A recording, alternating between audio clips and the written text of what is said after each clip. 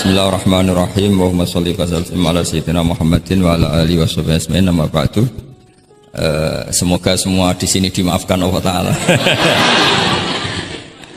Karena ganggu wong top. Top cara pangeran, angger mukmin ya top. Begini ya, jadi saya tahu banyak foto-fotonya Mbah Mun ketika sama Ki As'ad. Bapak saya kandung juga pernah di sini ketika muktamar 84, beberapa keluarga termasuk Ki Ahmad Siddiq karena beliau juga turunan Lasem. Yang jelas kenangan kita dengan Ki As'ad itu banyak, dari bapak, dari guru, kemudian beliau juga ngaji di Sidogiri. Saya juga dapat keluarga Sidogiri, banyaklah hal-hal. Tapi yang saya pastikan memaklumatkan diri sebagai Ma'had Ali itu entah keangkuhan, entah jujur, tidak tahu. Karena Ali itu maknanya kelas tinggi. Kelas tinggi itu bisa kelas tinggi ilmunya atau kelas tinggi ya macam-macam. Tapi saya beri contoh. Ini ya, Wahid kan masih kecil tak panggil Wahid saja. Ini tak beri contoh. Ini kitab Minhajut Thalibin. Ini saya belajar tak takriri sampai seperti ini. Ini bisa dilihat ini. Hampir di semua kitab saya, kitab-kitab induk, entah itu fikih, entah ihya, entah hikam, itu pasti ada takrirannya. Karena tadi saya sudah komplain sama Pak Khairuddin, keputusan fikih udah ada khilaf itu gak keren gitu saya itu. Karena bawaannya fikih itu khilaf. Saya beri contoh ya. Di sini fikihnya kan diajarkan kan Fathul Wahhab ya. Saya sedikit cerita tentang Fathul Wahhab. Dulu indukan kitab fikih itu namanya ya kan? Dikarang katanya dikarang oleh Imam Syafi'i. Sebenarnya enggak dikarang, diimlakkan. Ini pakai bahasa Ma'had Ali, kelas tahqiq ya. Kalau bahasa umum kan kitab dikarang Imam Syafi'i itu salah besar karena di situ masih ditulis Qala Imamunas Syafi'i. Yang benar itu Amla Alainas Syafi'i, diimlakkan oleh Imam Syafi'i, ditulis oleh beberapa muridnya. Yang paling masyhur kalau kitab itu Imam Muzani. Sebenarnya di situ ada Imam Buaiti, ada Imam Robi, tapi yang paling telaten itu Imam Muzani, sehingga kitab itu dinisbatkan pada Imam Muzani.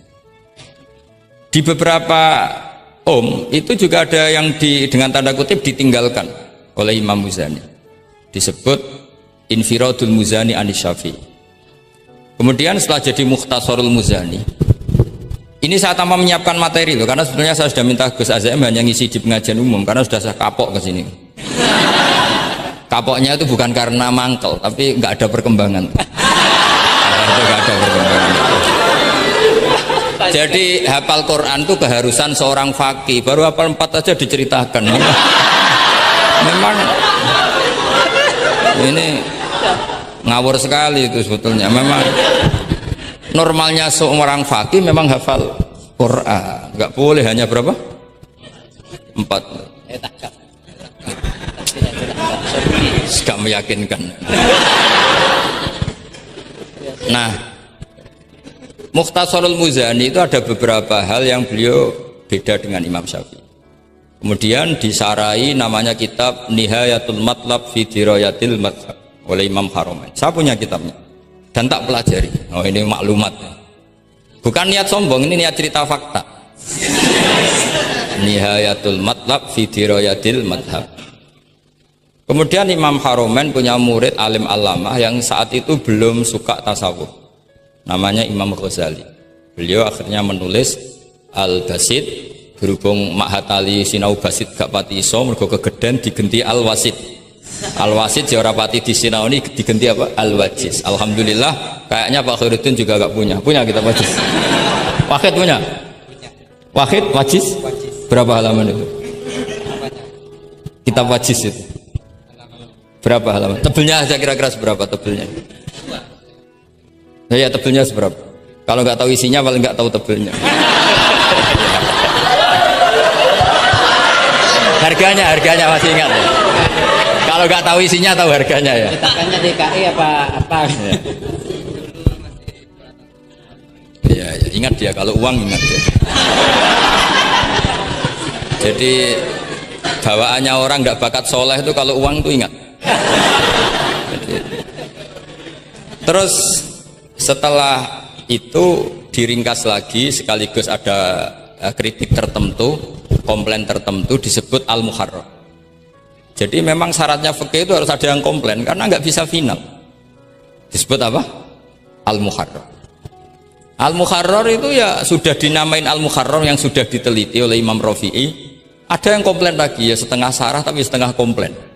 Namanya Minhajut Thalibin.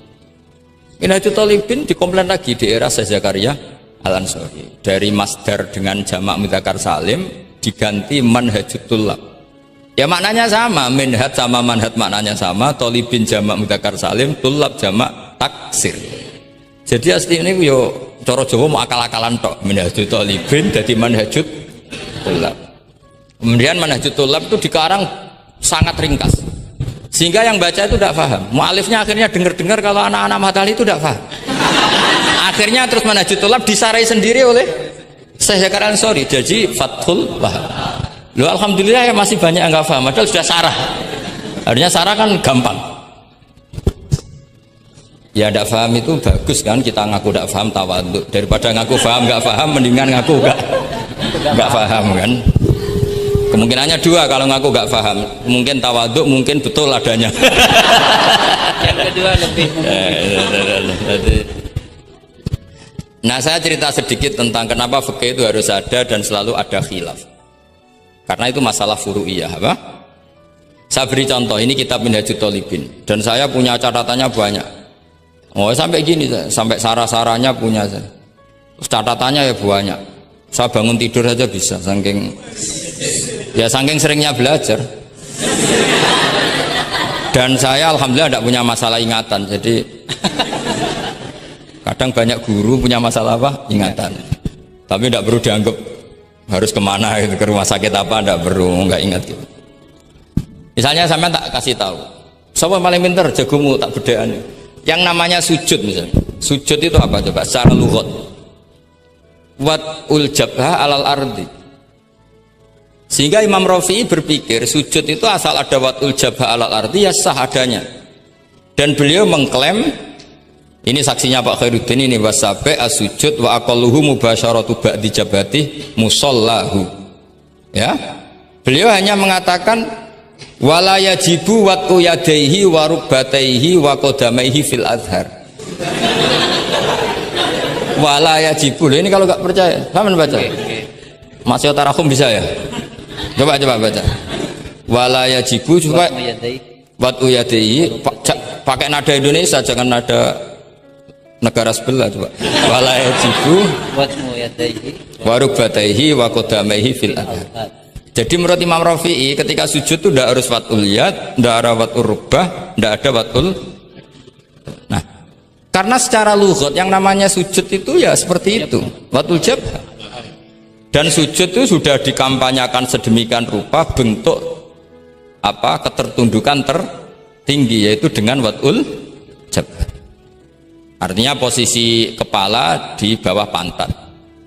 Tapi terus Minhajut Thalibin, padahal Imam Rafi'i ketika ngarang itu menyebut fil adhar dalam kitab Al-Muharrar. Terus kultu kata Imam Nawawi al-adhar wujubuhu. Ya masyhur kan karena Imam Nawawi berdasar riwayat umirtu an asjuda ala sabati al-humin al-jabha wal yaden warubaten wal qadamin. Saya baca lagi ya, umirtu an asjuda ala sabati al-humin apa al-jabha wal yaden warubaten wal qadamin. Nah, andekan Imam Rafi'i ketemu Imam Nawawi, kamu ikut kubu siapa? Nawawi kan? Nah, sekarang oke, berdasar riwayat dan praktek guru-guru kita semuanya seperti itu. Kalau sujud melibatkan 7, oke itu berdasar riwayat dan berdasar perilaku guru-guru kita. Oke, secara sanad kita tidak punya pilihan, pasti seperti itu. Ikut guru. Tapi kalau pertanyaannya dibalik, saya ulangi, pertanyaannya dibalik. Min asbabir riddah itu adalah sujud lisonamin. Kira-kira kalau ada orang sujud hanya wat'ul jabah lisonamin, sudah murtad apa belum? Murtad kan? Loh enggak, sudah murtad belum? Termasuk murtad kan sujud lisonamin atau li ghairillah. Kira-kira untuk murtad syaratnya melibatkan 7 anggota apa cukup wat'ul jabah? Untuk sah menjadi murtad. Ndak, misalnya kamu, jangan kamu lah, kamu potongan ndak mungkin murtad insya Allah lah. Misalnya ada orang murtad dengan cara murtad yang fi'li, contohnya apa? Kasujudin lisonamin. Murtad kan ingat masih ada 3 kan, i'tiqadi, qauli, fi'li. Yang fi'li contohnya kasujudin lisonamin. Untuk menjadi sah murtad itu nunggu 7 anggota apa salawatul jabah? Enggak jawab, jangan ngawur saja kak, biasanya aja. Udah enggak usah. Kan biasanya ngawur terus enggak apa-apa, masih anak-anak aja. Hati-hati aja tetap ngawur apalagi. Enggak, menurut kamu sudah murtad belum? Ya kan murtad kan?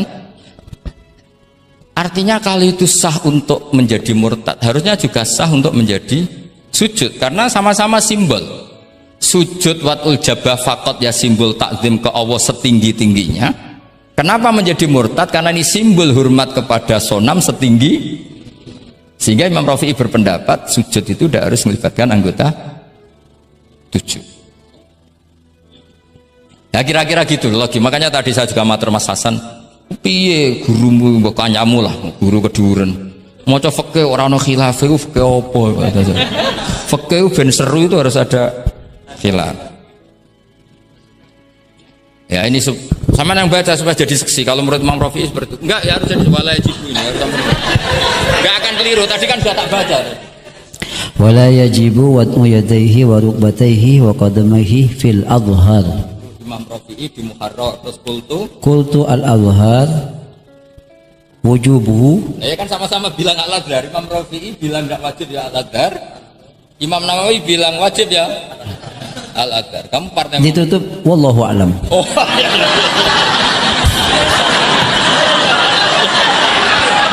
Enggak ada Gus. Ada walam. Enggak, wallahu alam. Aduh nih. Ini enggak ada penggantinya.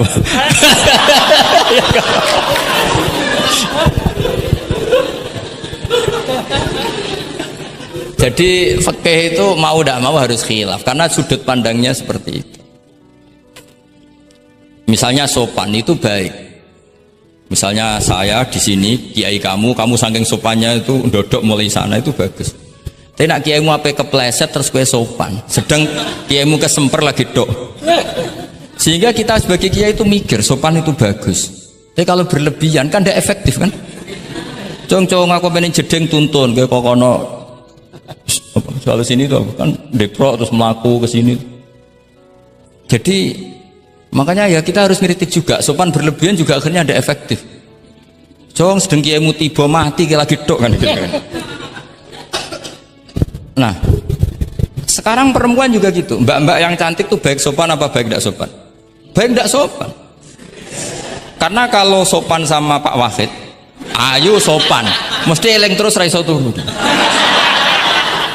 Tapi nak ra sopan, seneng aku gaji ini Mahatali mau piro.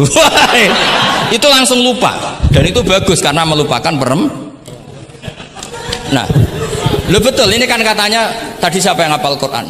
Ya nisa an-nabi lastunna ka ahadim inan nisa ini taqaitunna fala takhdu'na bil qaul fayatma alladhi fi qalbihi marad. Wahai orang-orang yang cantik, kalau ketemu lelaki itu jangan terlalu sopan. Fala takhdu'na bil qaul. Kalau ngomong jangan terlalu khudu, karena bawaannya lelaki yang fi qalbihi maradun, khudu itu dianggap mau. Dan tadi ada Mbak cantik sama Pak Khairuddin atau sama Pak Wahid sopan. Mohon kalau derek guru mawon, mesti pikirannya, oh maksudnya gelem tak wayo, mesti dah. Padahal maksudnya derek itu menderek mata pelajaran. Tapi utek-utek begini itu kan. Yang fikol dia apa? Marot, contoh saja loh. Tapi bisa fakta. Itu mesti pikirannya itu kemana-mana. Mohon kalau derek Pak Fakid mawon, si ngomong mau ngayu, nak sengaja kan rati pikir. Sehingga unik. Khusus perempuan yang cantik itu sopan itu tidak baik di dalam komunitas lelaki yang fi qalbihi, karena pikirannya mesti, padahal Mbak tadi bilang gitu maksudnya anut Pak Wahid, ikut mata pelajarannya, tapi pikirannya sampean kan bisa enggak gitu. Fala takhdu'na bil qauli fayatma alladzi, itu hebatnya Quran. Jadi psikologi lelaki juga dibicarakan. Bawaannya lelaki kalau ketemu perempuan cantik kok sopan, kok memberi harapan, itu terus golek dukun mahabbah nih. kayak apa pinternya Quran. Lah ini sayangnya yang hafal baru 4. Padahal saya satu mobil saja tadi hafal berapa Gus? Pakai satu mobil. Karena pondok saya memang pondok tahfidz. Jadi yang derekno saya banyak yang hafid. Jadi satu kelas kalah dengan satu mobil. Supir saya hafal Quran, penderek saya hafal Quran, yang bawakan tas ya. Oh, kalah jauh itu sudah. Yang satu kiai tidak hafal Quran. Iya, memang pondok saya pondok tahfidz karena memang pondok tahfidz. Jadi seperti itulah. Masa kamu menyarankan orang tidak sopan? Tidak mungkin kan. Masa kita ngajari santri-santri gak sopan? Tidak mungkin. Tapi kalau kamu ajari sopan, khusus yang cantik, ketemu lelaki yang seperti itu, akibatnya fayat ma'alladzi fi qalbihi marad. Makanya di sarah-sarah atau di tafsir-tafsir sampai ada penjelasan wa yusannu lil marati takhlidu sautiha. Perempuan disunatkan menebalkan suaranya untuk menghilangkan rasa apa? Syahwat lelaki tadi. Terus paling enggak misalnya enggak mau nebalkan ya judes. Misalnya ketemu Pak Wahid, Mbak apa ning ndi? Gak urusanmu. Oh, aku mesti langsung lali. Nah, tapi nak jawab lah badhe napa ngersakno napa nggih kula tak derekno jenengan riyen. Wah, bahaya ya. Padahal maksudnya derekno iku ya mata pelajaran, ndak ada hubungannya dengan mau dinikah. Tetap muni naudzubillah lah kalau itu. Nah, itu fikih. Jadi fikih itu menginduk ke usul fikih. Tapi usul fikih sendiri itu kalau ndak ngerti fikih jadi itu jadi liar. Karena khayalnya lebih tinggi. Makanya banyak orang yang pengagum usul fikih itu jadi liberal karena terus terlalu banyak khayal. Maka pondok-pondok itu harus ada fikih dan ada usul. Saya beri contoh liar itu begini misalnya. Maqasidus syariah itu kan bisa subjektif. Sehingga Imam Syafi'i itu yang kritik man istahsana faqad syarra'a. Orang yang sering berpikir istihsan faqad syarra'a, maka dia mau berpikir apa bikin syariat tandingan. Misalnya gini, saya ini kiai yang suka tirakat. Karena dulu misalnya mondoknya itu suka tirakat. Terus santrinya diwajibkan puasa setahun atau diwajibkan nggak boleh makan nasi. Itu bikin syariat tandingan. Karena apa? Tahrimu malam yahrum, mengharamkan sesuatu yang tidak haram, atau mewajibkan ijabu malam yajib. Itu termasuk kriminal cara dalam Sulam Taufik. Loh iya, bahkan Sulam Taufik mengebabkan itu di bab riddah.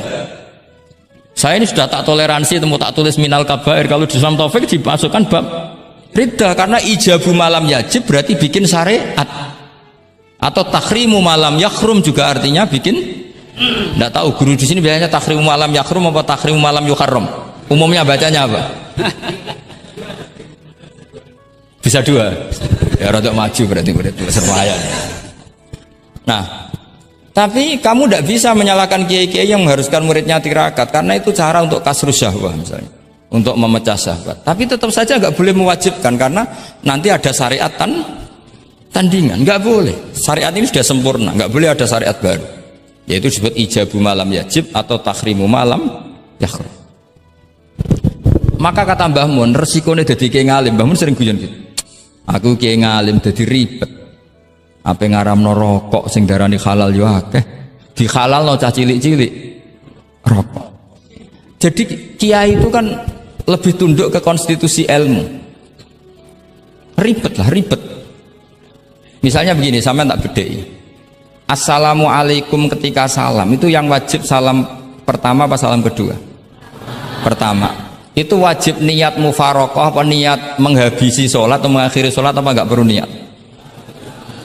Nah, mesti ulama berdebat. Karena ketika Allahu Akbar bisa Allahu Akbar demo, bisa Allahu Akbar niat sholat.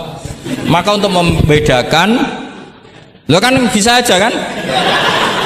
Demo itu udah harus berontak enggak? Misalnya kamu ngerti perempuan yang kamu cintai, ternyata omongan mbek Pak Guru Khairuddin kan Allahu Akbar, guru kok ngono kan gitu kan. Nah, untuk membedakan itu kalau untuk sholat atau untuk takjub diharuskan niat Allahu Akbar. Nah, sekarang salam harusnya juga ada pikiran begitu. Ini salam karena ketemu orang, apa salam karena keluar dari sholat. Makanya selalu ada ulama yang berpendapat wajib niatul khurud minas sholat. Karena logikanya Kalau Allahu Akbar wajib niat sholat untuk membedakan Allahu Akbar yang wiridan, Allahu Akbar yang takjub, Allahu Akbar yang demo, untuk membedakan itu semua niat. Salam juga gitu, salam mubalek, salam kenalan, salam apa, harusnya pembedanya adalah niatul khurud minas sholat. Makanya saya tadi itu komplain sama Pak Khurudin, itu Fasul Masail Fikih kok tidak ada khilafnya, hebat betul orang itu, kata saya itu. Itu yang putih tadi. Oh yang putri itu. Nah, jadi apa? Kaidah-kaidah seperti itu nggak bisa dihindari, khilaf-khilaf seperti itu nggak bisa dihindari. Ini saya baca ya, misalnya contoh-contoh yang itu mulai apa? Mulai salam ya. Nah, jadi pilihan-pilihan itu, misalnya di salam anajasa anha, terus asani asyar assalam wa aqalu assalamualaikum wal aso jawa kultu al aso al mansur wa annahu la tajibu niyatul khurud. Jadi ada yang bilang tidak wajib, mesti artinya ada yang bilang wajib. Karena nah, jadi nggak ada pilihan. Setelah ada pembanding itu tidak ada. Sekarang begini lagi. Ini yang ulama kadang-kadang ya nyuwun sewu, andekan kita ulama itu kadang ra cocok, tapi cocok ra cocok ya harus didengar, ini ngaji. Ulama fikih kadang ya sembrono, tapi kok muni ngono kualat aku. Saya ngomong aku wae. Nak darani iktidal, menamai iktidal itu ruknun qasirun ghairu maksud. Julus bena sajdatain atau jalsah, jadi ruknun qasir ghairu. Itu banyak ahli hadis yang komplain, ini ngawur betul fuqaha itu. Wong rukun kok ghairu maksud. Dan mereka berani bilang itu rukun sing ghairu maksud, kusida lil fasli, hanya dimaksudkan untuk pemisah. Itu kan yo mangkelno, wong rukun kok ghairu. Ternyata ulama itu punya niat begini. Setelah dikatakan ruknun qasir, maka jangan ada pesaing. Yaitu ukurannya apa? Julus jalsah benas sajdatain nggak boleh lebih lama ketimbang tasahud akhir. Tasahud awal sunat bu, jangan ngaji ora khatam. Tasahud akhir apa awal? Akhir, berarti sabkul ihsan pinter lah, pinter. Iktidal juga ruknun qasirun, maka nggak boleh lamanya menandingi qiyam lil Fatihah. Ya, sudah jelas ya. Yang jalsah benas sajdatain nggak boleh menyaingi tasahud akhir, yang iktidal nggak boleh menyaingi qiyam lil Fatihah. Ternyata ulama itu ya mikir, disaingi ku ya ora enak. Ngene kaya kula saingi Khairuddin ya ora gelem. Ora krana sombong, disaingi itu ndak enak. Kecuali level ya. Kecuali level ya hafal Quran ya 30 juz. Itu Jibril bisa demo ke kamu. Memangnya saya hanya nurunkan ayatul ahkam. Enak saja milik. Memangnya selain ayatul ahkam nggak menarik? Itu kalian semua pasti berhadapan dengan Jibril. Coba Jibril nurunkan semuanya apa hanya ayatul ahkam? Kalau saya ketemu kan aman. Itu pun di sana kadang masih belum lengkap setelah. Iya bahaya kamu itu. Nah, ketika wajib gak mau disaingin, ini ternyata menginduk ke mazhabnya Abu Bakar As-Siddiq. Di antara sifat Allah paling keren tuh la syarikalah. Di mana-mana zat yang top tuh gak mau saingan, dan itu normal karena memang gak ada yang setara dengan Allah. Suatu saat Abu Bakar tuh pulang. Ini nanti saya cerita fikih banyak. Kamu pasti setelah ini tambah pinter, tak jamin.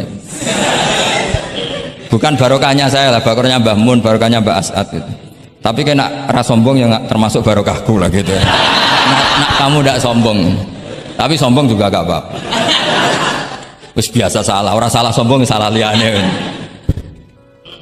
Abu Bakar pulang, di situ itu istrinya menyediakan beberapa makanan untuk sahur. Itu marah besar. Apa kamu mau menandingi Ramadan sehingga puasa sunat aja persiapannya seperti ini? Bahkan sebagian riwayat itu beliau memukuli kidrun, jadi itunya ada yang dirusak lah kira-kira gitu. Ini dengerin betul, nanti akibatnya di fikih. Makanya di fikih apa? Sholat fardu itu nggak mau kesaingan. Sholat fardu wajib qiyam liqadirin. Nggak boleh sholat sunat bersyarat begitu. harus sah qu'ud meskipun ma'al qudrah. Karena fardu itu nggak mau kesaingan. Jadi fardu ya rada egois kira-kira gitu. Nah, mesti sama lagi krungu iki gitu. Maksudnya sering roh hukumnya tapi baru tahu logika ini. Loh aku rasul don soal yakin.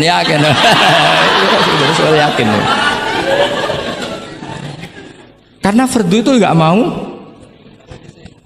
Poso fardu wajib tabyitun niat. Nginep non niat mulai malam. Poso sunat tidak. Ketemu jam 9 kamu belum makan, belum ada dukhulu syai'in fi jawfika. Terus niat puasa sah enggak? Sah. Ada bedanya enggak fardu sama sunat? Ada. Salat fardu wajib itmam, puasa wajib itmam. Puasa sunat amiru nafsi. Wah, puasa sunat kok bojo lagi apian bisa kamu batalkan. Tapi nak puasa fardu, oh sanksinya berat. Itku rokobatin sampai ya siamu sehari ini apa?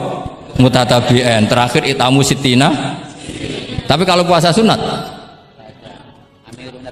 amiru nafsi, kamu terus nggih monggo, ndak terus intinya fardu itu nggak mau disaingin. Berarti itu fardu egois kata saya. Nah, Abu Bakar sampai begitu. Ono wong poso sunat kok sampai nyiapno buka, nyiapno sahur ku marah. Bahkan marahnya nggak sekedar di hukumnya, di perlakuannya.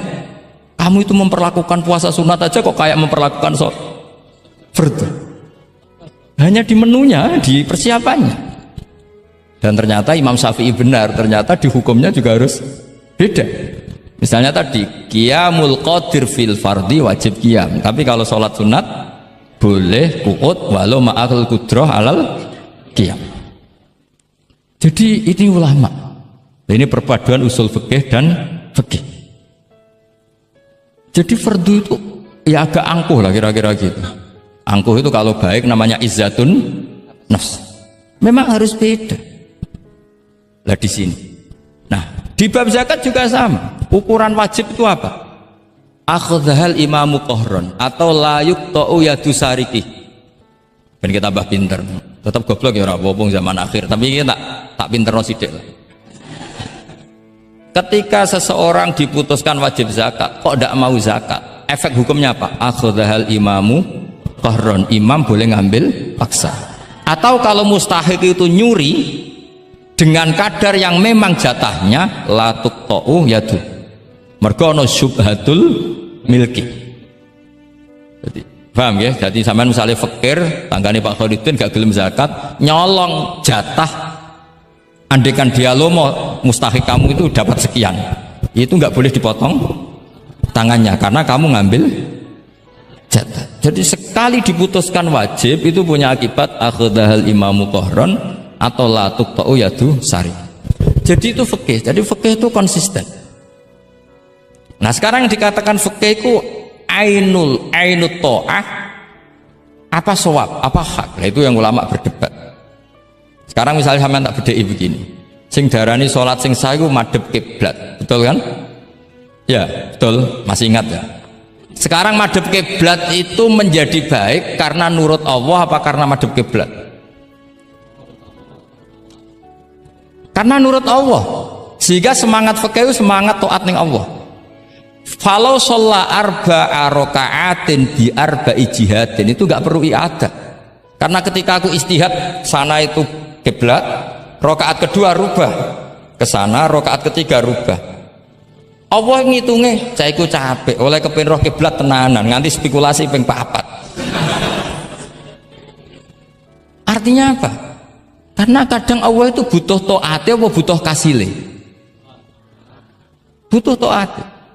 Nah, ini yang paling angel. Tapi di dalam banyak hal kaidah fikih itu al-ibrah bima fi nafsil amri. Kadang bima fi dzannil mukallaf wa bima fi nafsil amri. Kadang mu al-ibrah bima fi dzannil mukallaf la bima fi nafsil amri.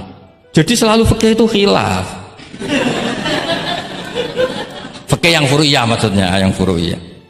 Ini kadang-kadang rada angel gurumu ini.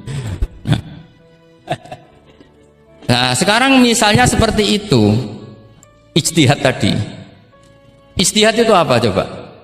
Ya tadi, ketika Anda sholat madhep sana, terus taghayyara ijtihaduka dan memutuskan kiblat ke sana, kamu harus nuruti ijtihad kamu apa enggak? Harus nuruti kan? Karena kalau kamu teruskan di rakaat kedua madhep sana, berarti kamu ibadah dengan cara yang kamu yakini salah. Maka harus rubah. Karena ada kaidah al-ijtihad la yunqadu ijtihad. Kok ijo pinter iso nerusno.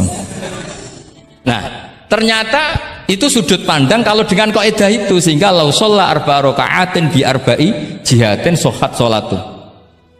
Tapi kalau dibalik al-ibrah fil ibadah itu bima fi dzannil mukallaf wa bima fi nafsil amr. Nah, kalau andai kan sudut pandangnya pakai kaidah itu, berarti kan pasti ada 3 jihad yang salah. Pasti apa mungkin? Pasti. Nah, kenapa di bab al-ijtihad itu ditoleransi? Padahal jelas yang 3 ini tidak fi nafsil amr. Lagi-lagi tidak semua ulama cara pandang sama. Yang satu pakai kaidah ini, yang satu pakai kaidah. Makanya saya sering mencontohkan berkali-kali, kalau kamu ingin sowan saya enggak jadi enggak apa-apa, tetap baik. Karena kemungkinan seneng kiai ya 2. Dulu saya sering bercerita, ada tabiin tanya sama sahabat, bagaimana wajah Rasulullah Shallallahu Alaihi Wasallam. Tabiin ini nangis. Wallahi, saya ini saking hormatnya, saking haibahnya Rasulullah, saking hormat saya tidak pernah berani melihat wajah beliau. Saya sowan juga agak berani karena takut ganggu. Jadi cara seneng kiai itu ya kadang ra perlu sowan. Karena bawaannya itu ganggu. Loh, misalnya saya ketemu anak istri saya kan asik, terus ketemu Wahid kan ya pusing. Jadi Allahu Akbar. Provokator ini. Jadi justru saking takzimnya Rasulullah, pilihannya itu tidak sowan karena takut ganggu Rasul. Ada sahabat yang pilihannya sowan, wong jenenge seneng ya sowan. Tapi kalau dibalik, jenenge seneng ya aja ganggu, ayo milih ndi. Ini 2 mazhab yang sama-sama kuat. Jenenge seneng ya sowan, jenenge seneng ya aja ganggu. Ayo milih mana kamu? Ada 2 pendapat. Kenapa Anda begitu yakin dengan satu pendapat? Di Furu'iyah, saya ulang lagi di Furu'iyah. Ya, bukannya maklumat tidur. Jadi tidak gampang. Sholat pakai pakaian resmi begini itu bagus, pakai jubah, kamis atau pakai hem, pakai sarung itu bagus. Tapi andaikan Nabi selalu sholat demikian, itu bahaya. Saya ulang lagi, bahaya bagi syariat ini. Ini saya niat ngajarin gurunya, bukan anak-anak. Suatu saat Jabir bin Abdillah, kalau kamu baca lihat di bab sholat di Bukhari atau di Kitabul Ilmi, ya ilmu fi sholat maksudnya. Itu Jabir bin Abdillah itu pernah datang ke masjid pakai gamis, pakai baju resmi, imamahnya dicopok, kamisnya dicopok, semua dicopot, terus sholat hanya pakai sarung tok, izarin wahid, terus akidan torofaihi ala atikihi. Ini kayak orang kuno, sarung satu di kalian, akidan torofaihi ala atiki, terus sholat. Geger sahabat tabiin, kan ini era tabiin, geger tabiin. Unzur ila sahibi Rasulullah, lihat tuh sahabatnya Nabi. Sholat kok model kayak gitu. Ketika Pak Khairuddin sudah sholat dengan segala penampilan, jubahan, terus pakai imamah, dehem dari belakang, orang minggir semua, sudah top lah pokoknya, sudah top pokoknya. Ini sahabatnya Nabi. Terus ketika sahabat mulai, dan nyun sewu, beliau ngendikannya agak kasar. Saya melakukan ini, saya mencek nanti di Bukhari. Kalau ada Bukhari juz 1 ambilkan, nanti bacakan. Apa cukup nanti tanya gurunya? Tanya saja nanti ya. Kalau 5 menit menemukan berarti dia sudah paham. Kalau ngasih waktu 1 hari masih cari-cari berarti. Ukurannya gampang. Kalau saya setengah menit langsung ketemu. Nanti ya cukup gurunya ya, nanti kasihkan. Kalau bilang besok berarti belum tahu. Tapi kalau 5 menit kok ketemu ya sudah lumayan. Kata Jabir bin Abdillah, saya melakukan ini liyaroni al-ahmak misluk. Keras sekali. Saya melakukan ini supaya orang ahmak kayak kamu itu tahu. Ahmak itu terjemahnya nggak usah diterjemah. Ya play jahil atau teman akrabnya apa? Jahil yang agak kebablasan itu namanya apa? Ahmak. Jahil yang ya sudah seperti itu. Ternyata itu berkahnya masya Allah sampai sekarang. Beliau terus ngendikan, ra'aitu Rasulullah sallallahu alaihi wasallam yusolli hakadza aqidan tarafai izari ala atiki. Andaikan itu enggak pernah dilakukan seorang sahabat yang bersaksi Rasulullah pernah melakukan itu, maka kita akan menganggap sholat jubahan resmi seperti itu menjadi syarat sah. Pakai hem seperti ini resmi menjadi syarat sah. Barokahnya itu diketahui, oh yang paling pokok itu satrul aurah, yaitu mabena surah warubah. Jadi tidak konsisten itu kadang penting untuk menjaga varian hukum. Loh, Nabi itu nggak pernah terawih. Andai kan Nabi terawih terus, maka akan dikira terawih itu wajib. Nah barokahnya nggak pernah terawih, itu kamu bisa nggak terawih kan gitu. Maksudnya ya boleh nggak terawih kan. Ya, kalau nanti pengurus mewajibkan, carikan takbir sulam taufik ijabu malam. Sama salah besar itu. Nggak. Ini cerita ilmu, nggak cerita perilaku. Nggak. Ini cerita ilmu, nggak cerita apa? Perilaku. Jelas kan? Jadi kadang seperti itu penting. Contoh lagi, dan ini sering saya utarakan. Ketika Nabi Fathu Mekah, Tofa ashabu jami'an, itu musyatan. Semua ketika tawaf itu jalan kaki. Tapi Nabi ku unik. Tofa Rasulullah wahdah rokiban. Nabi tawaf itu pakai kendaraan unta. Yang lainnya musyatan, semuanya masin, jalan kaki. Tapi Nabi malah tofa rokiban. Padahal jelas kaidahnya al ajru bi qadrit tab. Tapi andai kan Nabi kok tofa masyian, maka kita tidak tahu caranya tawaf, tidak tahu hukumnya, atau paling nggak nganggep bahwa syarat sahnya tawaf harus jalan.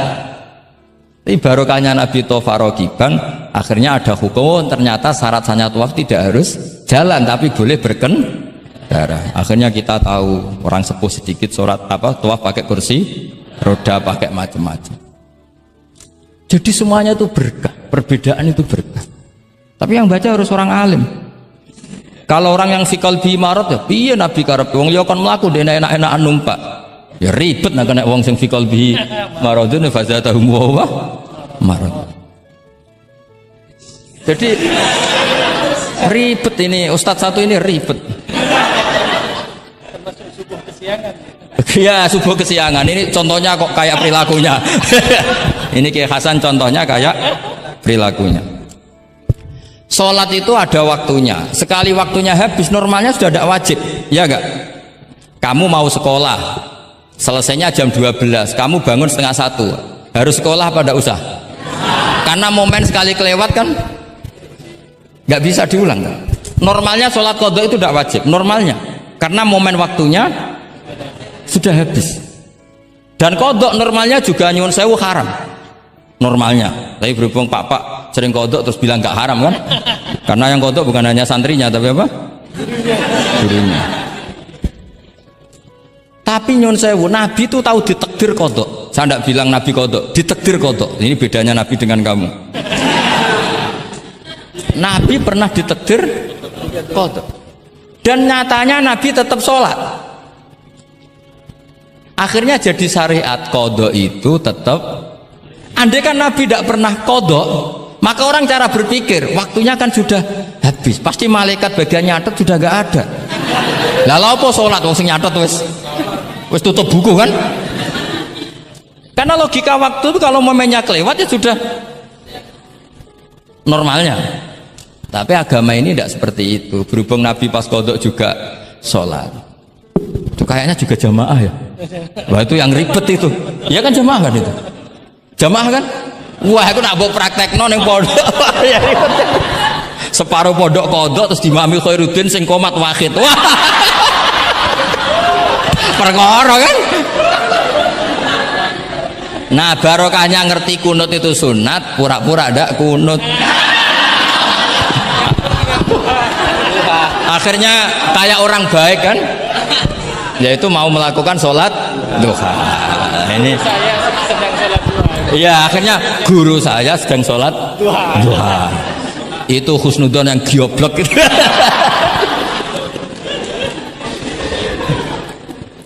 Jadi lah itulah yang jadi analisis usul fikih. Jadi semuanya itu ada analisisnya. Saya ulang lagi, semuanya itu ada. Yang jelas itu diantara pantangan Islam itu ijabu malam yajib dan tahrimu malam yahrum. Karena manis tahsana faqad syarra'a. Dan Allah itu gak suka ada syariat tandingan, itu gak suka.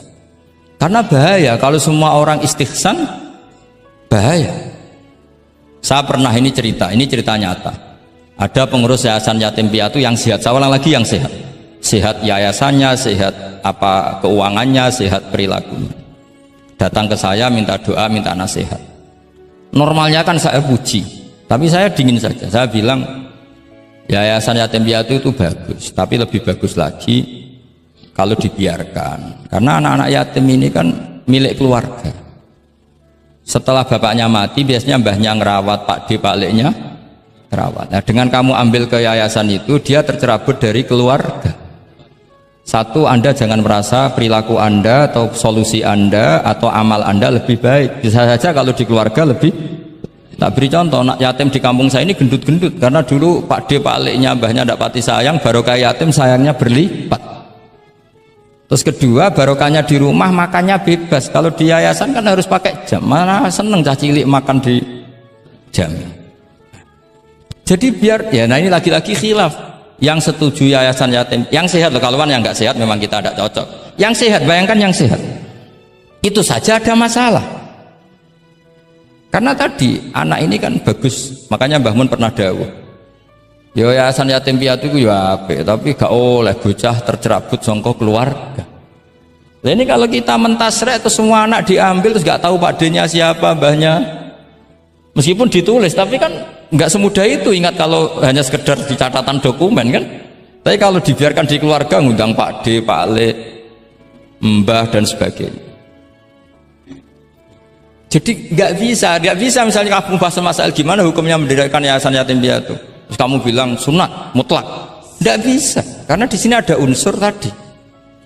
Kak sampean mondok ini sunat apa enggak, Pak mondok? Ya bisa wajib, bisa sunat, bisa haram.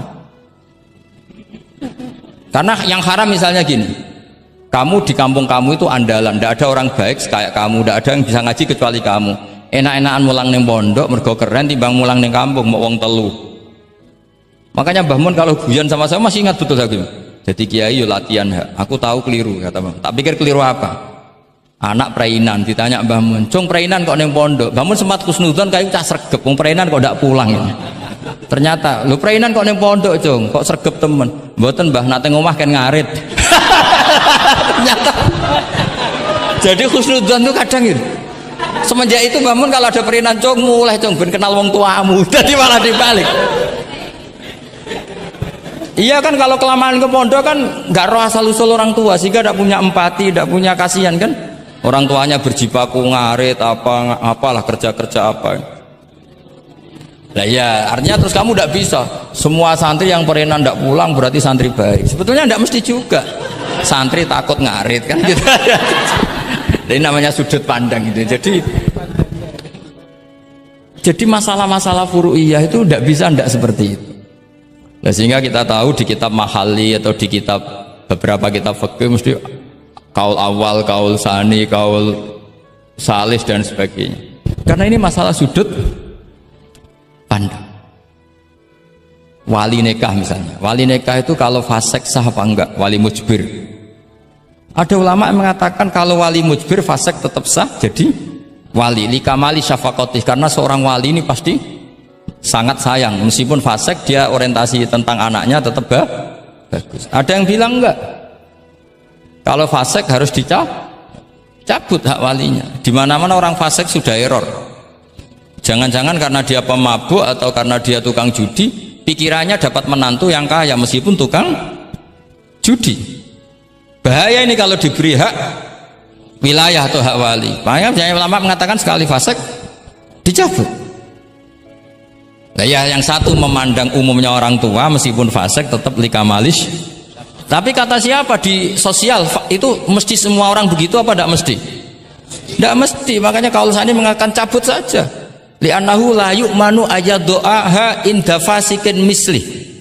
Karena siapa yang bisa menjamin kalau dia tidak mengawinkan putrinya dengan orang fasik yang sejenis? Orang fasik pasti komunitasnya juga fasik, dan dia nganggap orang fasik itu tidak problem, wong dia sendiri fasik. Wes do untuk iki capek, jebule capek sing tau ngutangi ning nggon judi. Karena dia punya ukuran apik versinya dia. Lagi-lagi fikih kok mujma' alaih mau piye yo. Yang furu'iyah maksud saya, yang furu'iyah. Iki pinter toh cukup ya. Sudah 45 menit. Mohon ngoten mawon. Assalamualaikum warahmatullahi wabarakatuh. Satu mungkin. Ya, mungkin satu ya putra dan satu aja ya putra dan putri. Ya, enggak satu saja Gus. Oke, Bismillahirrahmanirrahim.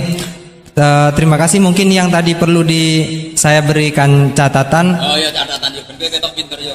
Ya. Saya ingin beri catatan bahwa kita tadi sudah dapat kalau fikih itu karakternya adalah khilaf. Jadi ya yang furu'iyah lah, yang furu'iyah. Oke. Yang furu'iyah karakternya khilaf sehingga kita harus terbiasa berbeda.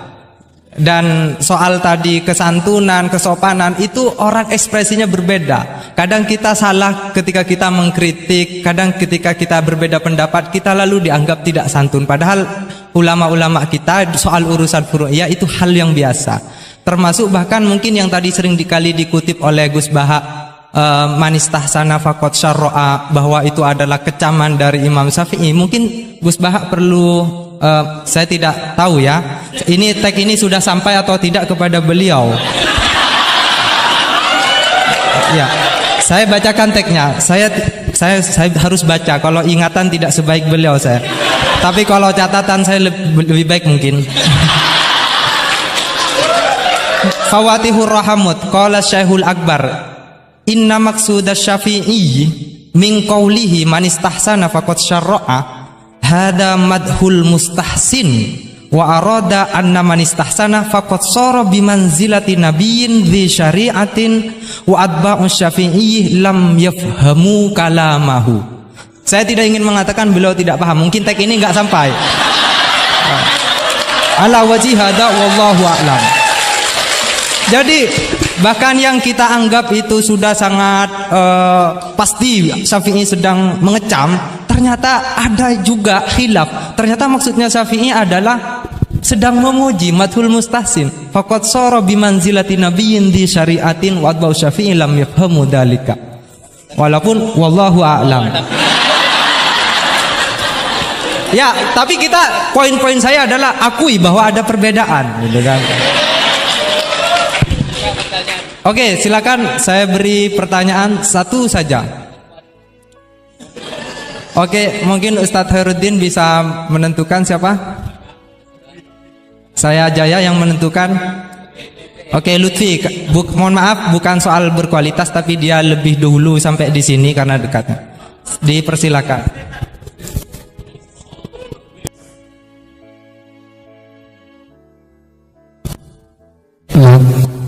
Assalamualaikum warahmatullahi wabarakatuh. Haji Ahmad Bahuddin Nur Salim atau yang lebih dikenal dengan Gus Baha yang saya takzimi, dan semua guru-guru saya yang saya hormati. Kita banyak mendengar tadi bahwa di dalam fikih yaitu furu'iyah itu sudah terbiasa terjadi khilaf di antara kalangan ulama. Ada satu redaksi yang bagi saya ada satu yang menurut saya diantaranya di dalam Bujairami al-Khatib.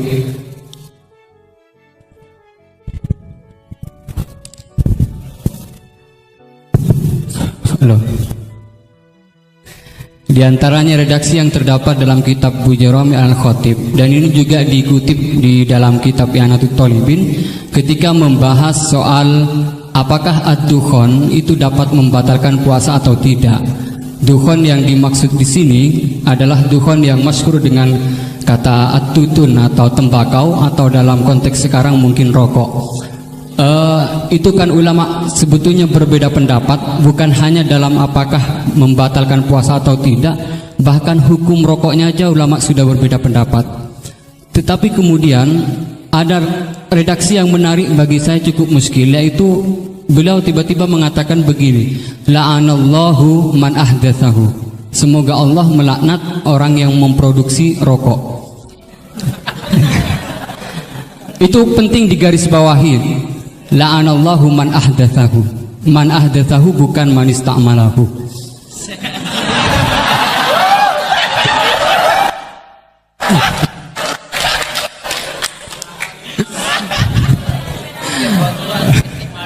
Ini cukup kriminal karena ngomongnya di dalam pesantren yang cukup itu menjadi di negara Indonesia. Kenapa ini ada laknat semacam ini? Karena katanya fa innahu minal bid'il qabihah. Tetapi maksud saya, kenapa ulama ini sampai melaknat padahal hukum rokok itu saja merupakan furu'iyah yang memang sudah sewajarnya terdapat khilaf. Sementara saya sebagai santri NU Tulen itu mengenal memiliki ulama-ulama yang atau kiai-kiai yang luas, yang bukan hanya tidak mau mencaci maki apalagi sampai melaknat, bahkan mengkafirkan pun itu merupakan pantangan. Sehingga pertanyaannya ini unik, setelah saya cek juga ada dalam kitab Kasyifatus saja yang kita tahu itu pengarangnya orang Indonesia, walaupun mungkin NU belum hadir pada saat itu. Jadi pertanyaan saya untuk redaksi ini, apakah dalam syariat Islam atau fikih utamanya itu memang ada pembenarnya melaknat orang lain atau dalam tanda kutip mendoakan orang lain jelek? Mungkin hanya itu. Terima kasih. Wassalamualaikum warahmatullahi wabarakatuh. Ini jam berapa?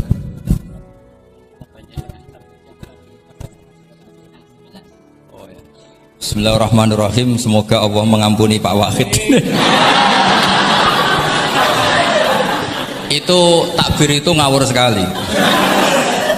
Itu Syekhul Akbar, yang dimaksud di itu Ibnul Arabi. Itu termasuk statement sing mimma yuhaddaru bih. Jadi yuhaddaru anhu. Termasuk fatwa-fatwa yang orang harus menghindari. Apalagi itu justifikasinya wa atba'u Syafi'i la yabamuna. Sampean lihat di semua kitab usul fikih itu masyhur tuh ibtalul istihsan. Termasuk di kitab Sayyidina Muhammad Syari'atu wa al-Khalid. Semua kitab usul fikih Imam Syafi'i menolak istihsan apa menganjurkan? Menolak. Sekarang keyakinan orang banyak Imam Syafi'i menolak, dengan satu orang Imam Syafi'i memuji. Jumhur versus wahid satu orang. Doakan ya semoga Allah memberi tobat. Loh, saya tuh tahu betul itu. Jadi itu kan seseorang satu, yaitu Ibnul Arabi, mengfonis ashabus Syafi'i la yafhamuna. Padahal di semua kutubus Syafi'i jumhur memang mereka tahu kalau Imam Syafi'i itu menolak istihsan. Jadi itu jelas manis tahsana faqat syara'a itu kalimatu dzamin minhu, bukan kalimatu madkhib. Itu jelas ya. Nah, yang menyangkut rokok tadi saya kan sudah mengulang. Kalau rokok dengan arti rokok itu kita ngikuti guru-guru kita, tidak pernah mengesahkan orang puasa yang rokok. Jadi ini bukan masalah furu'iyah, karena tetap dianggap ain. Jadi ini saya sendiri secara pribadi, dan kalian harus setuju karena anut guru-guru kita tidak akan mengesahkan orang puasa merokok. Karena dukhon itu termasuk ain. Selain itu tidak perilaku guru-guru kita. Nah, soal khilaf tentang rokoknya sendiri tidak urusan dengan puasa loh ya, saya ulang, tidak urusan dengan puasa. Itu karena memang tadi malam yadullah kan al aslu fil asya al ibahah kan, malam yadullat dalil ala tahrim. Jadi ya taruhannya halal dulu, tapi tidak urusan orang puasa. Saya ulang lagi loh ya, karena salah paham ruwet. Nah, kalau masalah laknat tadi, laknat itu ibaratun anil bukhdi. Jadi tidak, laknat itu tidak harus yang orang itu harus kesampaian lah kira-kira. Jadi kalau sampean tanya hukumnya melaknat orang mukmin gimana? Jelas di Sulam Taufik laknul mukmin itu tidak boleh. Tapi manusia itu tidak cukup punya bahasa untuk mengekspresikan kebencian atau tidak suka. Kadang-kadang spontan terlontar kata apa? La'anahu. Jadi itu hal-hal yang bawaan sabkul lisan. Itu kan sama dengan orang Arab bilang la wawah. Karena nggak bisa dihindari. Makanya di bab tolak, dengerin ya, bab apa? Ketika seorang suami marah sama istri terus bilang gini, lasti bizaujati, kamu itu tidak istri saya, itu tidak dimasukkan sharihut tolak, tapi masih dimasukkan kinayatut tolak. Karena maksudnya lelaki ketika sadar tadi, kamu seperti ini tidak seharusnya. Seakan-akan perilaku kamu tidak berlaku seorang istri. Sehingga itu tidak dimasukkan shari'ut tolak, tapi dimasukkan, padahal kalimatnya jelas, kamu tidak istri saya. Tapi itu kan bawaan emosi. Itu kan seperti kiai baru duka, orang santriku nak sing penggaweane kodok.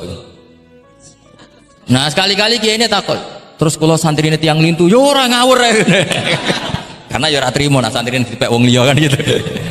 Pasti juga gak terima kan kalau diakui orang lain. Sama ketika kamu marah sama istri kamu cantik, lasti bizaujati, terus bojomu takut, berarti aku bojone wong liya, ojo ngawur. Kan Yeman juga kan? Eman kan?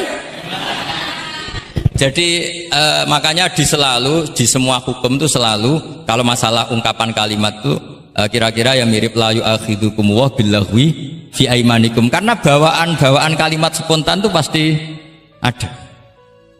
Makanya dulu ada sahabat yang nyuwun sewu Nabi ngendikan papa gitu, terus agak terganggu itu, padahal Nabi ngendikannya ya spontan, tapi tidak sampai laknatullah. Akhirnya Nabi, "Dah kamu tidak usah susah. Fa'ayul muslimina adaituhu aw sababtuhu aw syatamtuhu wa laysa dzalika ahlan wala sa'ahlan lidzalik apa fat'al dzalika kafaratau wa zakatau wa ajr." Jadi apa ya, bawaan spontan itu pasti ada. Ya saya ulang lagi ya, ini yang kembali ke takbir tadi. Itu bahaya betul tuh. Jadi Ibnul Arabi itu termasuk tulisan-tulisannya mimma yuhadzaru anhu. Ya pernah dengar toh? Lah yang dimaksud Syekhul Akbar itu kan Ibnul Arabi kan? Loh, saya sangat tahu gitu. Jadi ukurannya itu jumhur. Semua ulama Syafi'iyah, semua al-usuliyun itu mesti menceritakan apa? Imam Syafi'i tidak percaya atau tidak setuju ada istihsan. Masa orang banyak ini kamu salahkan demi statement orang satu. Idza ikhtalafal jumhur wal fardu quddima jauh. Ya semoga ini tobat, enggak ya enggak apa-apa. Tapi memang bagus lah. Artinya dia mengungkapkan takbir sudah bagus, lumayan lah, cara ukuran itu. Tapi ya musuhnya jangan saya tetap.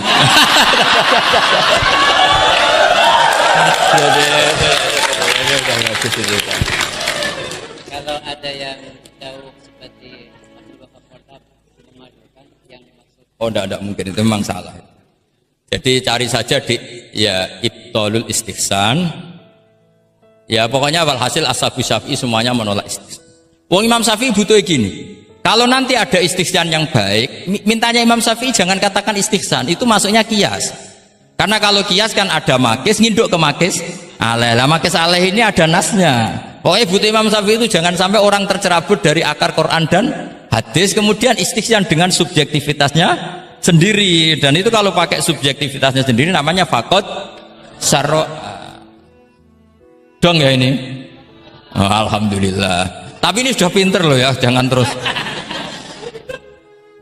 Ya, jadi ini menghormati Jumatan, yang jelas ini sudah 2 kali sudah cukup tuh, sudah pinter. Ya sudah.